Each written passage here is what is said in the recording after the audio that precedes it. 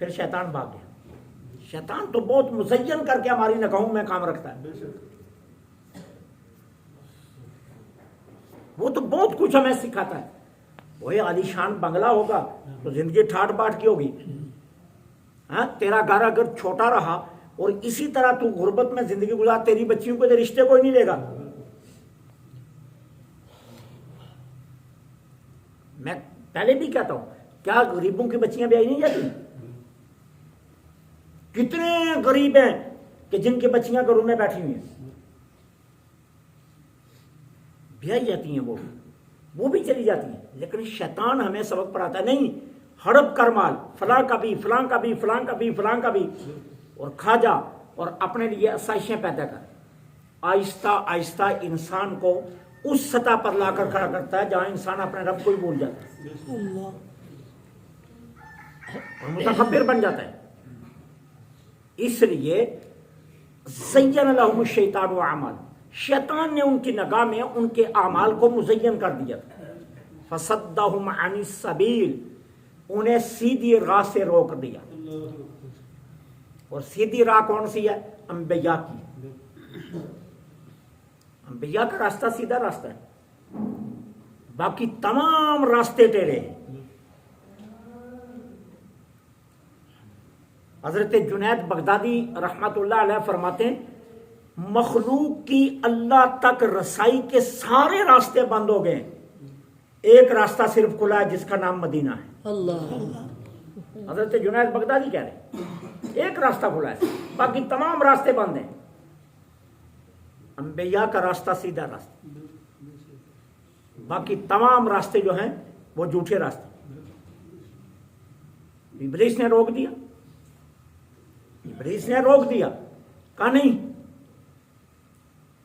कहते हैं अबू जाल मक्का में क्या करता, मक्का के जितने रास्ते मक्का में दाखिले के होते थे ना, अबू जाल सारा दिन उन रास्तों पर घूमता फिरता था। अच्छा, ये शाम से आ रहा है, ये यमन से रास्ता आ रहा है, ठीक है ना, ये और किसी इलाके से आ रहा है, ये किसी और, कभी इस रास्ते पर जाता, कभी कभी इस पर, कभी इस पर। अच्छा, वहां शाम के ताजर आए तो दरवाजे पर खड़ा होकर कहता, मक्के में जितना मर्जी सामान बेचो, लेकिन एक मोहम्मद नाम का बंदा, उसे मत मिलना। अगले रास्ते पर चला जाता, यमन से काफिला आ रहा है, अच्छा सामान तजारत लाओ, मक्के में बेचो, कोई तुम्हें रोकेगा नहीं, मैं मक्के का सरदार हूं मौजूदा, सारा बाजार मेरे मातहत है, तुम्हें कोई रोकेगा नहीं, कोई मुश्किल हो मुझसे रब्ता कर लेना, लेकिन एक आखिरी बात याद रखना, मोहम्मद से मत मिलना सल्लल्लाहु अलैहि वसल्लम। अच्छा, एक दिन ताजरों ने क्या दिया, यार ये क्या बात है, क्यों नहीं मिलना उसको? कहने लगा, जो उनको मिलता है फिर उन्हीं का हो जाता है, जो उनको मिलता है फिर उन्हीं का हो जाता है। अब हुआ क्या, देखिए अल्लाह ताला की शान, अल्लाह शैतान से काम लेना शुरू हो गया। अब उनके दिल में जस्तजू पैदा हुई, यार उन्हें देखे तो सही एक मर्तबा, फिर जो देखता वो उन्हीं का हो जाता। अल्लाह फसद्दहुम अनिस सबील, वो अल्लाह के रास्ते से शैतान ने उनको रोक दिया। मैं पहले भी कई मर्तबा ये मिसाल दे चुका हूं, चार भाई बैठे हैं घर में, आसान हुई है, चारों ने बराबर सुनी है, एक उठकर चल पड़ता है मस्जिद को, तीन वहीं बैठे रहते हैं। एक बाप के बेटे हैं, एक नस्ल के हैं, एक जैसा खून है सबके अंदर, एक घर में रह रहे हैं, एक जैसा खाना खा रहे हैं, एक ही चूल्हे पर खाना बनता है। सवाल यह, एक उठकर चला, तीन को क्यों नहीं? तो फिर कोई तीन के ज़हनों में शैतान ने कह दिया यहां बैठना अच्छा है, और एक को अल्लाह ने तौफीक दी, उससे रब ने कहा नहीं, घर मेरे घर आना अच्छा है,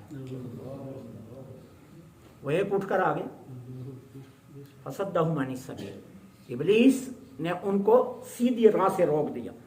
और सुनो सुनो, कानू मुस्तबसिरीन, कोई पागल नहीं थे वो, कौम आद और कौम समूद वाले पागल नहीं थे, कोई बेवकूफ नहीं थे, कोई उजड़ नहीं थे, कोई अनपढ़ नहीं थे, कोई जाहिल नहीं थे, कोई अखंड नहीं थे, बड़े समझदार लोग थे। कुरान कह रहा है बड़े समझदार लोग थे। मुस्तबसिरीन अरबी जुबान में बड़े समझदार को कहा जाता है, कहा बड़े समझदार थे।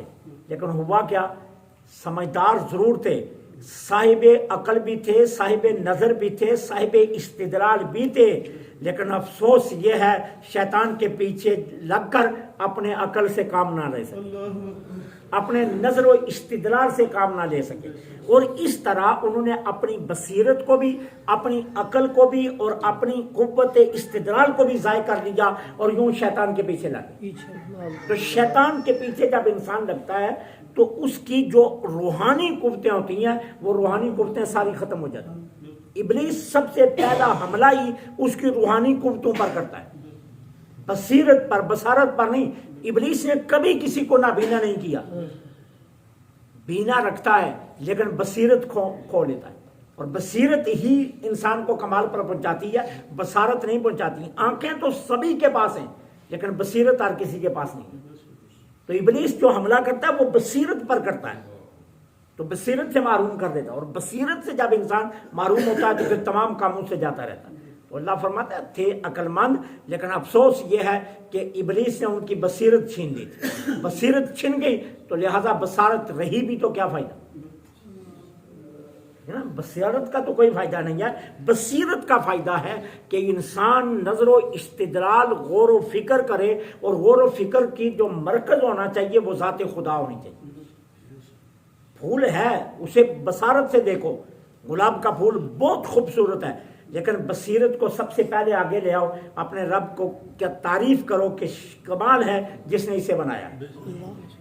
मैंने आपको बताया था ना कि हकीम लुकमान स्याह रंग के थे, नक्शो नगार भी बेतरतीब थे। कुरान ने उनका नाम लेकर उनका जिक्र किया। इतने बड़े हकीम थे कि कुरान ने उनकी हिकमत का जिक्र किया। शक्ल के स्याह काले नक्श बेतरतीब थे और उनके चेहरे में कोई कशिश नहीं थी। तो एक बंदे ने कहा, लुकमान इतने अक्लमंद होकर इतनी बेतरतीब शक्ल क्यों है? तो हकीम लुकमान ने आगे से कहा, इतराज मुझ पर कर रहे हो, बनाने वाले पर कर रहे हो। अल्लाह अल्लाह अल्लाह, इतराज मुझ पर कर रहे हो या बनाने वाले पर कर रहे हो? अगर इतराज मुझ पर है तो ये मेरे इख्तियार में नहीं है, और अगर बनाने वाले पर है तो फिर अपने ईमान की फिक्र करो। बसीरत कमाल देती है, बसारत नहीं कमाल देती। बसीरत इंसान के अंदर कायम रहनी चाहिए। और इब्लीस सबसे पहले इंसान से बसीरत छीनता है कि वो इंसान दुनिया को देखकर अपनी तवज्जो अल्लाह की तरफ नहीं रखता, फिर दुनिया की तरफ रखता रहता है। अल्लाह से दुआ है अल्लाह हक कहने, हक सुनने, हक पर अमल की तौफीक अता फरमाए। वमा अलैना इल्लल बलाग।